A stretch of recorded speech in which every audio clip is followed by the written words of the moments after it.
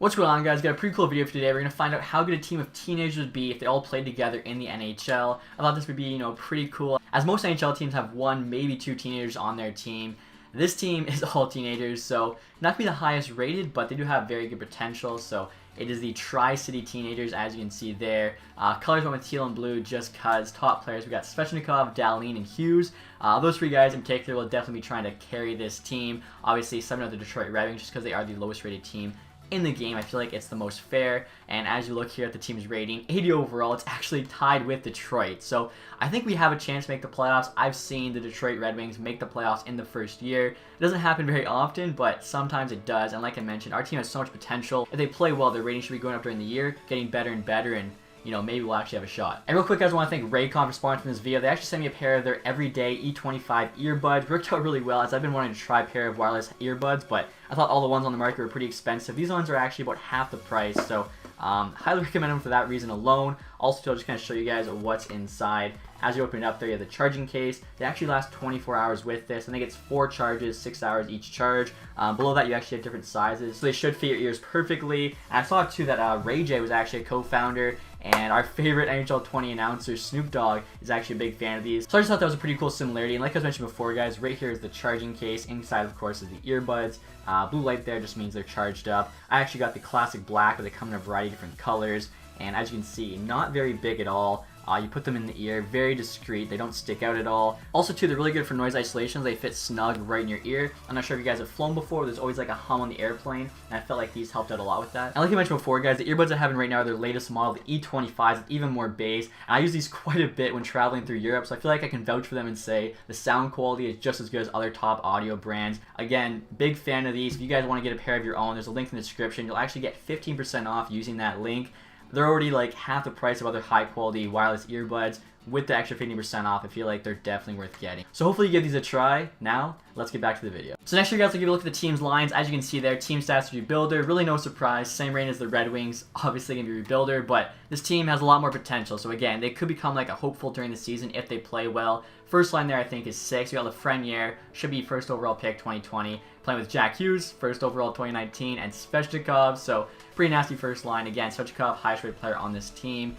Is he going to pull off in Michigan for us? Probably not. Zadina on the second line there, playing with Kotkaniemi and Brady Tkachuk. I think all three of them were actually picked in 2018, 3, 4, and 6 respectively. Third line there, you got Kakko playing with Hiddle and Farabee, so a bit of a Rangers connection there. Also, you guys might have noticed, Hiddle there showing us 20 years old.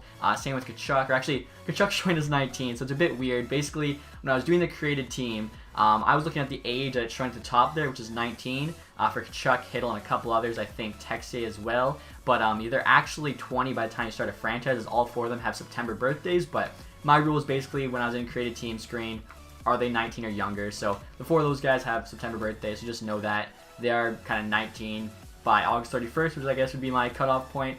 So TacTixHD here on the 4th line, like I mentioned, showing 20, but we'll say he's 19.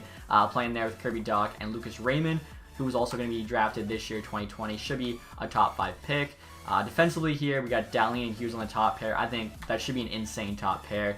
Dobson and Branstrom on the second pair, and then Sandin and Byram on the bottom pair. So unfortunately, no bonus chemistry for those guys, only a +1 on 2 lines for the forwards, but still looking forward to it. Again, I was talking about the potential. You can see Lafreniere's franchise.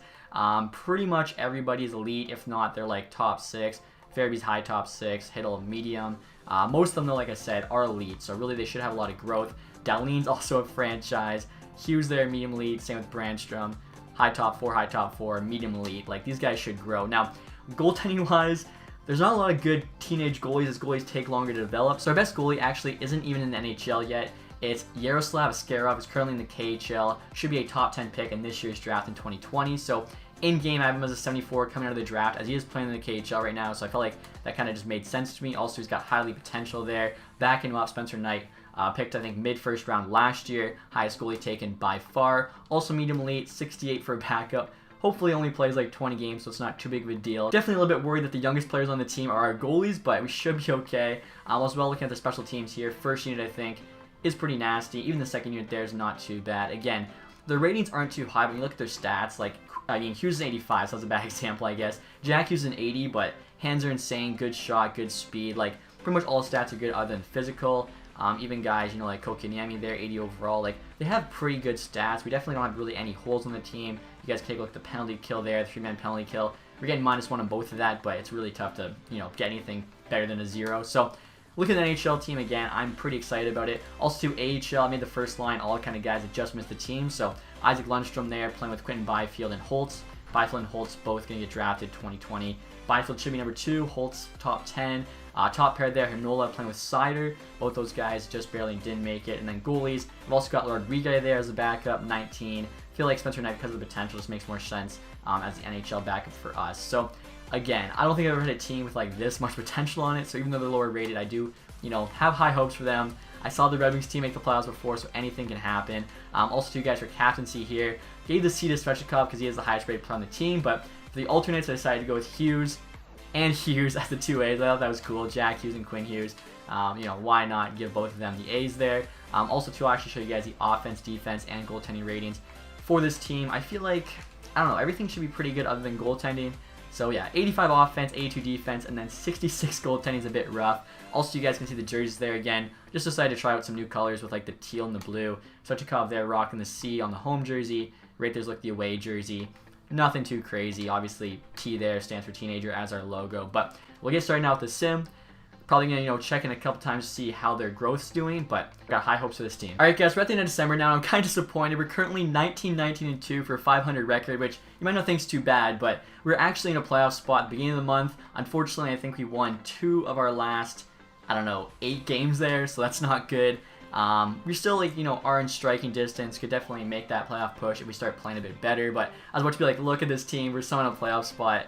And I think the wild card right now, Islanders 44. So yeah, we're only 4 points back. Kachuk's playing really well, 41 points there in 40 games. Like I was saying, I wanted to kind of check in every couple months because they can grow that fast if they're playing well. Now, this first thing, yeah, look at that. Kako, he started at 79, already in 81. Again, he's on the 3rd line though, for chemistry reasons. So he's also playing well there, obviously. He grew. Doesn't look like anyone else for forwards. Defensively here, we're Dallin and Hughes both 85s. I don't know if they were the same rating. Now, I think they were, but if not, Byram's an 80. He was a 77, so he's gone up quite a bit. We can put him on the 2nd pair there. He's playing well. Why not, give him that boost? Goalies there have not changed at all. So, again, like the fact Byram's up 3 in 2 months is pretty nuts. Hopefully the rest of the team can keep growing here. We're 500, a lot of hockey to play. Let's see if we can pull it off. And a pretty big trade just went down, guys. Montreal Canadiens getting Zach Parise from the Minnesota Wild. It's a big contract to take on, but he's not too bad a player. Alright guys, we're at the deadline now. We just beat the Flames 6-5, 1 game above 500, 31-30 and 3. Flyers there have one of the wildcard spots at 70 points. We'll take a look and see how far back we are. I think we were 3 games above 500. That was our best since the last point. We have 65, Bruins 75. Okay, so Flyers at 70 is who we have to catch. 5 points back. They have 2 games in hand. It's going to be tough. It's definitely going to be tough. Luckily, Devils at 51 points. We should not, finish last or anything. I think we're definitely closer to a playoff team than we are closer to the bottom of the division. Kachuk slowed down a lot, though. He went from a point per game to now 51 and 64, which still is not too bad. I'll take a look here in the last couple months. Has anyone else grown? Hughes up to an 81, so that's nice to see. Same with Kokiniemi. Zadina was a 78, so he's actually up to a 79. I think that's it for forwards. Defensively here, Byram's now at 81. Hughes an 87, so he's gone up 2. Dallin went up 1 more. I think Branch was a 78, so he's up 1. Looking good there. Goaltending has not changed. What are their stats right now? Yeah, less than 0.9. Knight's actually got a bit better stats there. The backup always seems to have a bit better stats. I'm not sure what it is. I swear, if we had Knight as a starter, then Askarov stats would somehow get better, so really no reason to switch them. Next month and a half here. If we play insane, we can make it, but I don't know. We'll see. Alright guys, so I was hoping for an epic run after the deadline. Unfortunately, we kind of did the opposite. We actually finished with a negative record, 36, 41, and 5. I don't know, maybe the guys, they're teenagers, they don't have the endurance as the guys that play more seasons in the NHL. So 77 points there. What was the playoff? 93, so we ended up not even close. Definitely, we were close to the bottom of the division. Devil 66, but if you look at Panthers, only finished 1 point above them. Actually tied the Senators there. Kachuk, 64 points, 82 games. Isn't too bad. Before we look at the stats, everyone actually want to see their ratings. And again, these ratings will be even higher at the draft, but at that point, probably half the team will no longer be a teenager. Already, probably half of them aren't because they have birthdays between January and May. So looking at it here, since last time, I think everybody's the same rating for forwards. Defensively, Dallin's now an 87, so that top pair. They're growing like nuts. I think that's it. Or actually, Sandin's also 79 now. He's up 1. Goaltenders have not changed, probably because, you know, they're not playing that great. But usually goalies, too, I think will grow a bit more after the summer. So take a look now at the points here. I thought, like, again, that first time when I stopped it to show you guys, we had been in a playoff spot. We just fell out to 500. I thought, you know, maybe they're going to pull it off. And we definitely, you know, started out the gate good. And then I think from then on, it was just downhill.